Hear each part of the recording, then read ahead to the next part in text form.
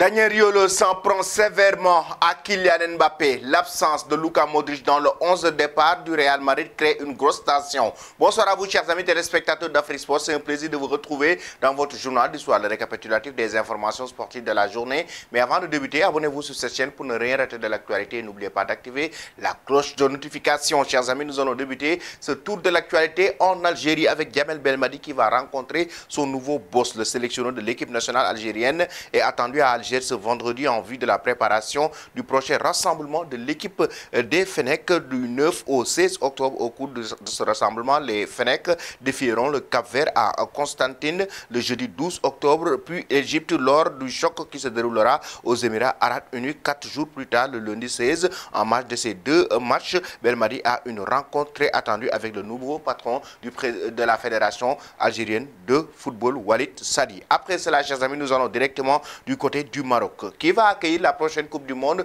2030. Il ne s'agit pas de la Coupe du Monde 2026, mais plutôt de la Coupe du Monde 2030. Pour la première fois de son histoire, le Maroc va donc accueillir cette édition de la Coupe du Monde et pas n'importe laquelle. L'édition du centenaire en 2030, après l'Afrique du Sud en 2010, le royaume chérifien deviendra donc la deuxième nation africaine à abriter la plus grande compétition de football planétaire, compte tenu du passage d'équipes participantes à 48 contre 32. À compter 2026, la demi-finale de la Coupe du Monde sera l'hôte d'une partie des matchs de l'édition centenaire au même titre que les plus autres co-organisateurs, l'Espagne et le Portugal. Il ne faut pas l'oublier. De passage dans les zones de la Radio Mas à Casablanca, le président de la Fédération marocaine de football, Fawzi Lekja, a levé un coin de voile sur lequel site dédié.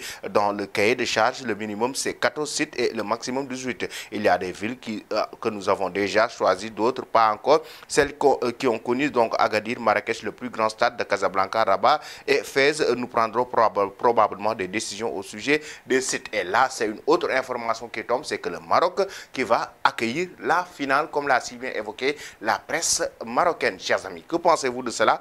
Vous donnez vos avis en commentaire. Ensuite, nous allons parler de Didier Deschamps qui a publié sa liste de joueurs du côté de l'équipe de France avec le retour de Ibrahima Konaté mais aussi de Jonathan Klose. Les Bleus affronteront les Pays-Bas le 13 octobre dans le cadre des qualifications de l'Euro et l'Écosse le 17 octobre en match amical. Ce jeudi, c'était en conférence de presse pour Didier Deschamps, le sélectionneur des Bleus a réservé quelques surprises lorsqu'il a révélé sa liste dans la trêve internationale d'octobre contre les Pays-Bas et l'Écosse. Ainsi, il a rappelé Ibrahima Konaté absent lors du dernier rassemblement et toujours aussi performant avec Liverpool. De plus, Jonathan Klose fait également son retour moins d'1 an après sa non-convocation pour la Coupe du Monde Qatar 2022. Que pensez-vous de la liste de Didier Deschamps? Vous donnez vos avis en commentaire. Nous allons évoquer maintenant le cas Kylian Mbappé au Paris Saint-Germain. Il a été sévèrement attaqué, dézingué par Daniel Riolo, qui est un chroniqueur du football et qui a toujours attaqué la façon de faire de Kylian Mbappé. Cette fois-ci, il n'a pas été tendre après l'humiliation du Paris Saint-Germain face à Newcastle lors de la deuxième journée de Ligue des Champions. Mbappé, je me souviens l'an dernier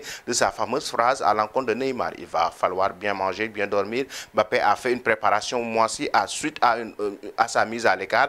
Mais quand on fait une préparation qui est comme ça, on travaille et sort un petit peu moins parce que là, Mbappé est en train de devenir un grand leader. C'est le leader des plus grandes soirées de débauche à Paris en ce moment. Les soirées que fait Mbappé à Paris et la réputation qu'il est en train de faire dans tout Paris avec tous les gens qu'il parle. Il faudrait qu'il fasse très attention des choses et qui peuvent lui tomber sur, comme vous savez, dans pas longtemps. Attention à ce qu'il est en train de devenir Mbappé et attention à ce que les gens commencent à lui dire un peu partout selon Daniel Riolo. Chers amis, que pensez-vous de cela, de ces situations avec Kylian Mbappé? Vous donnez vos avis en commentaire. Nous allons maintenant terminer notre journal d'histoire avec l'absence de Luka Modric dans le 11 de départ du Real Madrid qui crée une tension. Le Croate a clairement perdu de l'importance dans la hiérarchie du Real Madrid et sa situation fait beaucoup parler à Madrid et à tel point qu'elle divise une partie de la base merengue, un traitement que beaucoup considèrent comme injuste.